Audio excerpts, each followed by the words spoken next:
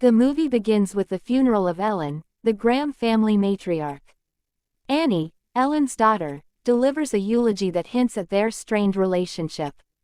Annie describes her mother as secretive and difficult, which sets up the tension within the family. Annie's husband, Steve, and their children, Peter and Charlie, are also present. Charlie, the youngest, seems particularly affected by her grandmother's death.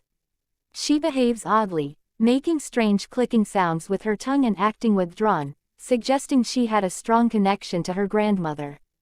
Back at home, Annie works on her miniature art, recreating real-life scenes, while the family starts to settle back into their routine. However, a sense of unease lingers, particularly around Charlie, who begins to exhibit disturbing behavior, hinting that something darker might be at play. After Ellen's funeral, the Graham family tries to return to normal, but eerie events begin to surface. Annie, still processing her grief, spends hours working on her miniatures, her way of maintaining control over her emotions. During one late night, she sees a brief, haunting vision of her mother standing in the shadows, unsettling her but leaving her unsure if it's real or imagined. Meanwhile, Charlie's behavior becomes increasingly strange. She draws unsettling pictures in her sketchbook and, in a disturbing moment, decapitates a dead bird she finds outside. These actions hint that Charlie had a closer, more disturbing connection to Ellen than previously known. Annie, overwhelmed by grief, attends a support group where she reveals her family's dark past, her father's mental illness, her brother's suicide, and now her mother's death. This history adds layers to the family's tension, suggesting that the haunting they're experiencing may be tied to a deeper, darker legacy. The strange events in the house and Charlie's odd behavior create a growing sense of dread, setting the stage for the horror that's slowly creeping in. The tension between the family grows, and Peter, Annie's teenage son, tries to escape the increasingly strained household by going to a high school party. Annie, skeptical, insists that Peter take Charlie along with him, which Peter reluctantly agrees to. At the party, Peter leaves Charlie alone while he goes to smoke with friends. Unsupervised, Charlie eats a piece of cake that contains nuts, triggering her severe allergy. Realizing she's struggling to breathe, Peter panics and rushes her to the car to drive her to the hospital. As her condition worsens, Charlie sticks her head out of the car window for air. In a horrifying and unexpected moment, Peter swerves to avoid hitting a dead animal on the road, and Charlie is instantly decapitated by a telephone pole. The shock paralyzes Peter. He is too numb to process what has happened. He drives home in a daze, unable to look at Charlie's body, and silently walks into the house, leaving his sister's remains in the car. The next morning, Annie discovers Charlie's decapitated body and is overcome with anguish and grief, which consumes the entire family. This scene marks a devastating turning point, sending the family into an even deeper spiral of trauma and setting the stage for the supernatural forces that will soon take hold. In the wake of Charlie's death, the family is shattered. Annie, overwhelmed by grief, becomes increasingly disconnected from her family, particularly Peter, whom she quietly blames for the accident.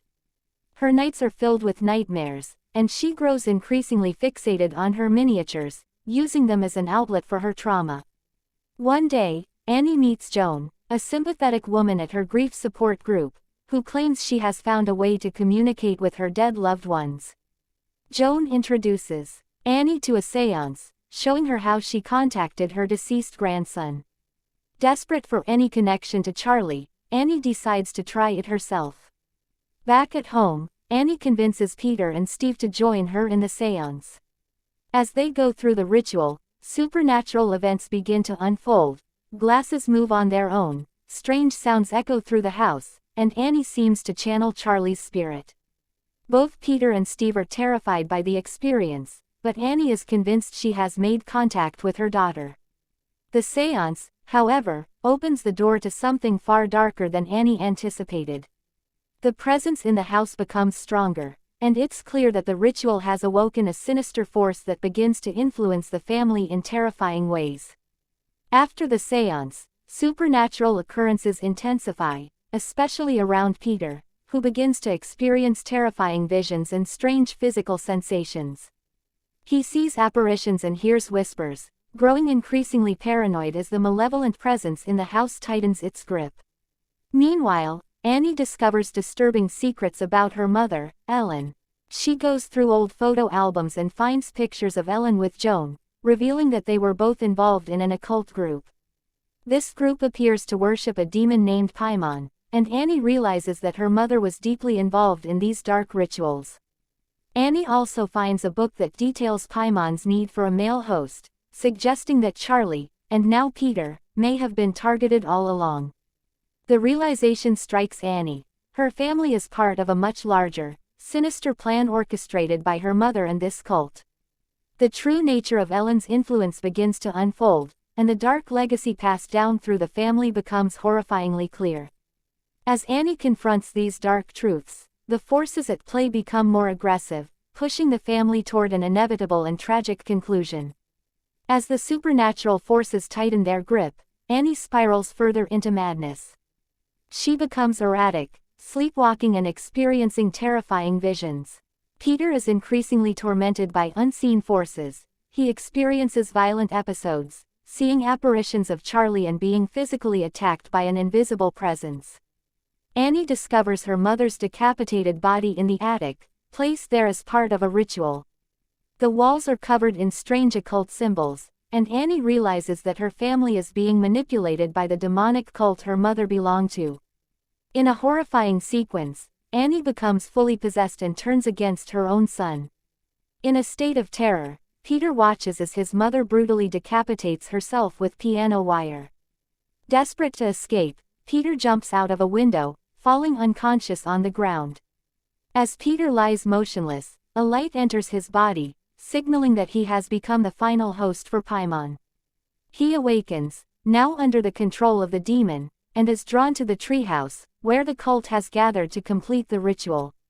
Inside, Peter, now Paimon, is crowned by the cult members, including Joan, who declare him their new leader. The film ends with a chilling, ritualistic scene as the cult celebrates the successful summoning of Paimon, leaving the audience with a deep sense of unease. Hereditary is a haunting exploration of grief, trauma, and the terrifying power of family secrets. Its slow build of tension, combined with shocking twists and disturbing imagery, has solidified it as one of the most unforgettable horror films of the decade. The film leaves viewers questioning the legacy of the past and the forces that shape our fate. Thanks for watching. If you enjoyed this recap, don't forget to like, subscribe, and hit the notification bell for more movie recaps.